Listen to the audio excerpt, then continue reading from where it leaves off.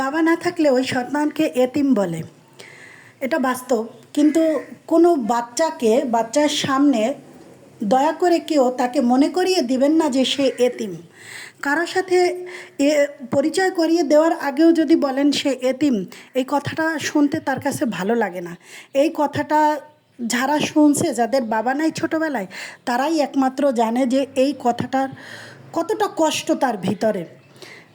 বাবা না থাকলে মা তো আছে, কিন্তু তারপর সে এতিম না।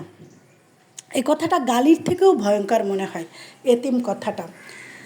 তো আমাদের বাবা ছিল না, আমি জানি। এরকম কথা যেই বলতো আমাদেরকে যে বাচ্চাটা এতিম, কষ্ট লাগতো, কারো কাছে বলতে পারতাম না।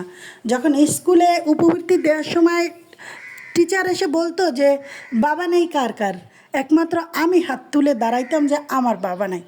এটা যে কত বড় কষ্টের, এই কষ্টটা যারা না দাঁড়াইছে কখনো তারা ফিল করে নাই। যাদের বাবা হারাইছে তারাই একমাত্র জানে যে তাদের বাবা হারানোর কতটা কষ্ট। কিন্তু তারাও জানে তারা এতিম, কিন্তু এতিম কথাটা সে শুনতে চায় না, শুনতে ভালো লাগে না। এতিম কথাটা খুবই ভয়ঙ্কর। তো দয়া করে আপনারা কাউকে এতিম বলবেন না। এতিম যদিও বা বলেন, আসতে বলেন। অন্য পক্ষের লোকেরা যদি বলেন যে ওর বাবা নাই, তাইলে সে বুঝে যাবে যে সে এতিম। বাবা নাই, মা নাই, সে বুঝে যাবে। কিন্তু আপনাকে আঙুল দিয়ে, তাকে চোখে আঙুল দিয়ে দেখাই দিতে হবে না যে সে এতিম। দয়া করে এই কাজটা কেউ করবেন না। আসসালামু আলাইকুম।